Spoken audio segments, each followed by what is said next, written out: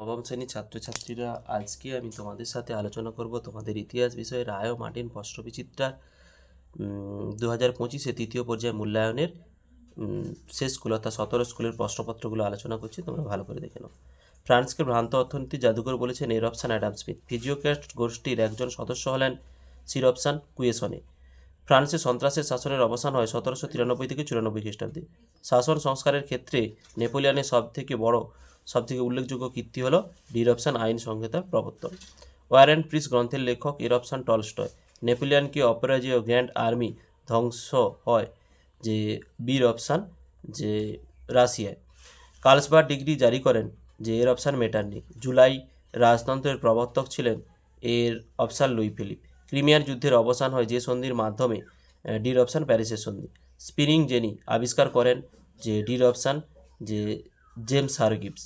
সমাজতন্ত্রের Bible বলা হয় যে গ্রন্থকে সিরপসন দাস ক্যাপিটাল। ত্রিপুল আঁতাত গড়ে ওঠে বিরপশন 1907 খ্রিস্টাব্দে। 1917 সালে রাশিয়ার বিপ্লবকে বলা হয় যে সিরপশন বলশেভিক বিপ্লব। দ্বিতীয় বিশ্বযুদ্ধের মহড়া বলা হয় এরপশন স্পেনের গৃহযুদ্ধকে। ভাইমার প্রজাতন্ত্র গড়ে ওঠে ডিরপশন জার্মানিতে যে অপারেশন সি লায়ন নামে পরিচিত সিরপশন যে হিটলারের ইংল্যান্ড অভিযান। ক্যাশ অ্যান্ড ক্যারি নীতি নিয়েছিল এরপশন আমেরিকা। মার্কিন নৌঘাঁটি পার্ল হারবার আক্রমণ করেন যে এরপশন জাপান। সম্মিলিত জাতিপুঞ্জ প্রতিষ্ঠিত হয়েছিল যে সিরপশন সি সান ফ্রান্সিসকোতে। জাতিপুঞ্জের সবথেকে গুরুত্বপূর্ণ সংস্থা হলো যে সিরপশন নিরাপত্তা পরিষদ। দুইয়ের দাগের যে এক কথায় উত্তর দাও। লেতর দা ক্যাসে হচ্ছে ফ্রান্সে গ্রেপ্তারি পরোয়ানা, যে কোনো ব্যক্তিকে যে কোনো সময় বিনা কারণ ছাড়াই কী করে হতো, আটক করা হতো। এটা রায় মার্টিন সহায়িকার 55 পৃষ্ঠায় 37-এর দাগের প্রশ্নটা তোমাদের তবু দেখিয়ে দিচ্ছি, দেখে নাও। এই যে লেতর দা ক্যাসে, ঠিক আছে, এইটা এতটা লিখতে। নেক্সট, কোন বছরকে ইউরোপের বিপ্লবের বছর বলা হয়? 1848 খ্রিস্টাব্দকে বিপ্লবের বছর বলা হয়। জাতিসংঘের প্রথম মহাসচিব কে ছিলেন? লিখে নাও, ট্রিগভিলি। জাতিপুঞ্জ প্রতিষ্ঠা দিবস যে 1945 খ্রিস্টাব্দের 24শে অক্টোবর। সত্য মিথ্যা? ব্যক্তি নাগরিক অধিকার ঘোষণাপত্র ইংল্যান্ডের বিল অফ রাইটস এর প্রভাব দেখা যায়। মিথ্যা। টিলজিটের সন্ধি দ্বারায় রাশিয়া এবং ফ্রান্সের মৈত্রতা গড়ে ওঠে। সত্য। আলজেরিয়া ছিল রাশিয়ার উপনিবেশ। মিথ্যা। হিটলারের ফুয়েবার নামে পরিচিত ছিল। সত্য। ম্যাপ পয়েন্টগুলো পরের ভিডিওতে আপলোড করব। বিবৃতি ব্যাখ্যা। এক বিবৃতি, কোড নেপোলিয়নের ত্রুটিমুক্ত ছিল না যে ব্যাখ্যায় এই আইন সংহিতা নারী সমাজের মর্যাদাকে গুরুত্বপূর্ণ দেওয়া হয়নি। বিবৃতি 2, ফেব্রুয়ারি বিপ্লবের ফলে মেটারনিখ ইংল্যান্ডে পালিয়ে যান। যে ব্যাখ্যা বি, এই বিপ্লব ছিল মেটারনিখ ব্যবস্থার বিরুদ্ধে গড়ে ওঠা একটা তীব্র প্রতিক্রিয়া। বিবৃতি 3, কাল্পনিক সমাজতন্ত্রীরা মনে করতেন সকলের সম্পত্তির ওপর সামাজিক যে মালিকানা থাকা উচিত। যে ব্যাখ্যা বি, তারা ব্যক্তিগত সম্পত্তির ধারণার বিরোধী ছিলেন। বিবৃতি 4, মার্কিন রাষ্ট্রপতি উড্রো উইলসনের 14 দফা দাবি ঘোষণা করেন। ব্যাখ্যা সি, বিশ্ব শান্তি প্রতিষ্ঠার এবং গণতন্ত্র রক্ষা ইউরোপের পুনর্গঠন করতে। স্তম্ভ মেল, April thesis Russia, Anschluss Australia ও জার্মানির সংযুক্তি। গণতান্ত্রিক কারাগার আমেরিকা, অপারেশন বারবোসা যে জার্মানির রাশিয়া আক্রমণ। 3-এর দাগের পূর্ণমার্ক হচ্ছে 2, বাস্তিল দুর্গের পতনের গুরুত্ব আলোচনা করো। রায় মার্টিন নতুন সহায়িকার 55 পৃষ্ঠায় 39 দাগের প্রশ্ন তোমাদের দেখাচ্ছি, দেখো। এই যে এইখান থেকে এতটা দিয়ে তোমাদের লিখতে হবে। বুর্জোয়া বিপ্লব কি? রায় মার্টিন নতুন সহায়িকার 53 পৃষ্ঠায় 17 দাগের প্রশ্নটা দেখাচ্ছি, দেখো। এইখান থেকে এতটা দিয়ে তোমাদের লিখতে হবে। অ্যামিয়েন্সের সন্ধি কবে কাদের মধ্যে স্বাক্ষরিত হয়? সহায়িকার 99 পৃষ্ঠায় 35-এর দাগের প্রশ্নটা তোমাদের দেখাচ্ছি, দেখো। এই যে এইখান থেকে এতটা দিয়ে তোমাদের লিখতে হবে। নেপোলিয়নের শেষ কোন যুদ্ধে কার কাছে চূড়ান্তভাবে পরাজিত হয়? সহায়িকার 102 পৃষ্ঠায় যে 70-এর দাগের প্রশ্নটা তোমাদের দেখাচ্ছি, দেখো। এইখান থেকে এতটা দিয়ে তোমাদের লিখতে হবে। ন্যায্য অধিকার নীতি কি? সহায়িকার 155 পৃষ্ঠায় 15 দাগের প্রশ্নটা দেখাচ্ছি, দেখো। এইখান থেকে এতটা দিয়ে তোমাদের লিখতে হবে। রক্ত ও লৌহ নীতি কি? সহায়িকার 162 পৃষ্ঠায় 91 দাগের প্রশ্নটা তোমাদের দেখাচ্ছি, দেখো এইখান থেকে এতটা অবধি তোমাদের লিখতে হবে। ওয়েল পলিটিক্স কি, সহায়িকার 162 পৃষ্ঠায় 93 দাগের প্রশ্নটা, এই যে এইখান থেকে এতটা অবধি তোমাদের লিখতে হবে।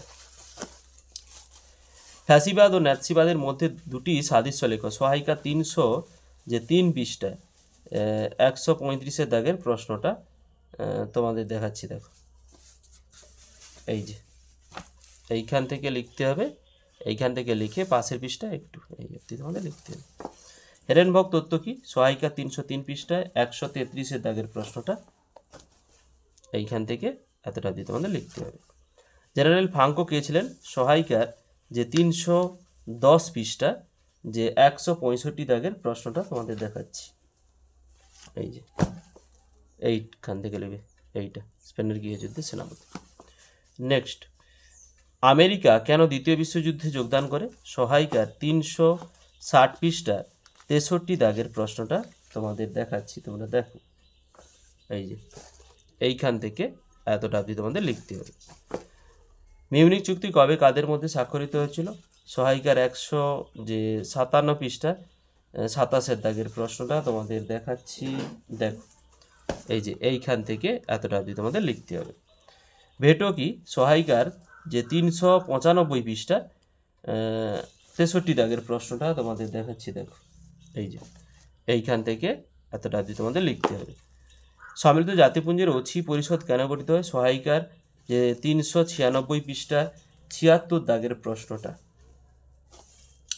এই যে এইখান থেকে এতটা অবধি তোমাদের লিখতে হবে। 4 দাগের পূর্ণমান হচ্ছে 4, বিপ্লব পূর্বে ফ্রান্সের কর কাঠামোর কেমন ছিল তা আলোচনা করো, সহায়িকার 28 পৃষ্ঠায় 2 দাগের প্রশ্নটা, এই যে এইখান থেকে লিখতে হবে, লিখে এই অবধি তোমাদের লিখতে হবে। ফ্রান্সে কেন সন্ত্রাসের শাসন শুরু হয়, সহায়িকা 47 পৃষ্ঠায় 25 দাগের প্রশ্নটা তোমাদের দেখাচ্ছি, দেখো এই যে এইখান থেকে লিখে এই পাশের পৃষ্ঠার এই অবধি তোমাদের লিখতে হবে। অবরোধ ব্যবস্থা ব্যর্থ হয় কেন, সহায়িকার 89 পৃষ্ঠায় 16 দাগের প্রশ্নটা তোমাদের দেখাচ্ছি, দেখো এই যে এইখান থেকে লিখে পরের পৃষ্ঠা এই যে এই অবধি তোমাদের লিখতে হবে। নেপোলিয়নকে কি বিপ্লবের সন্তান বলা যায়, যে সহায়িকার 88 পৃষ্ঠায় 12 দাগের প্রশ্নটা তোমাদের দেখাচ্ছি, দেখো এই যে এইখান থেকে লিখে পরের পৃষ্ঠার এই অবধি লিখতে হবে।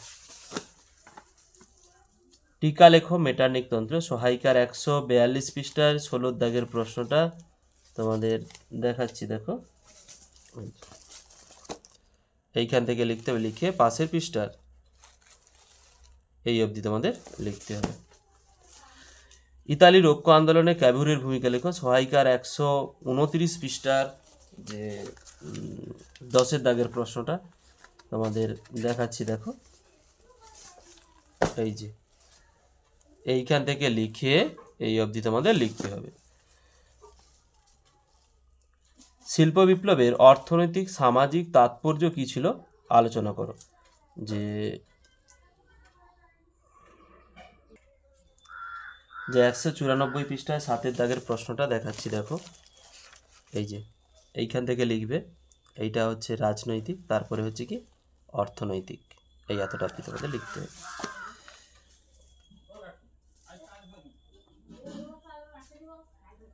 নেক্সট, উগ্র জাতীয়তাবাদ কিভাবে প্রথম বিশ্বযুদ্ধের সূচনা করে, সহায়িকার 296 পৃষ্ঠার 61 দাগের প্রশ্নটা তোমাদের দেখাচ্ছি, দেখো এই যে এইখান থেকে এতটা তোমাদের লিখতে হবে। 1929 সালে মহামন্দার কারণ কী ছিল, সহায়িকার 265 পৃষ্ঠার যে 14 দাগের প্রশ্নটা তোমাদের দেখাচ্ছি, তোমরা দেখো 265 পৃষ্ঠা 14 দাগের প্রশ্নটা, এই যে এইখান থেকে লিখতে হবে, লিখে পরের পৃষ্ঠার এই 5-6টা পয়েন্ট অবধি তোমরা লিখতে, পুরোটা যদি না লিখতে পারো লিখতে পারো। ইতালিতে কোন পরিস্থিতিতে ফ্যাসিবাদের উত্থান হয়, সহায়িকার 267 পৃষ্ঠায় 16 দাগের প্রশ্নটা। এই যে এইখান থেকে লিখবে, লিখে এর পরের পৃষ্ঠা এই অবধি তোমাদের লিখতে পারলে ভালো, না হলে ছোট করে একটু লিখে দেবে। রোম বার্লিন টোকিও অস্ত্রচুক্তি কি? সহায়িকার 343 পৃষ্ঠার 16 দাগের প্রশ্নটা তোমাদের দেখাচ্ছি। দেখো এইখান থেকে লিখে এই অবধি তোমাদের লিখতে হবে। টিকা লেখো জাপানের পার্ল হারবার আক্রমণ। সহায়িকার 347 পৃষ্ঠার 28 দাগের প্রশ্নটা তোমাদের দেখাচ্ছি। দেখো এই যে এইখান থেকে লিখে পাশের পৃষ্ঠার এই যে এইখান থেকে পুরোপুরি এই অবধি লিখে পাশের এই অবধি তোমাদের লিখতে হবে। 5 দাগের পূর্ণমান হচ্ছে 8। পোড়ামাটি নীতি কি? সহায়িকার 102 পৃষ্ঠায় 66 দাগের প্রশ্নটা দেখাচ্ছি। দেখো এই যে এইখান থেকে এতটা অবধি লিখবে।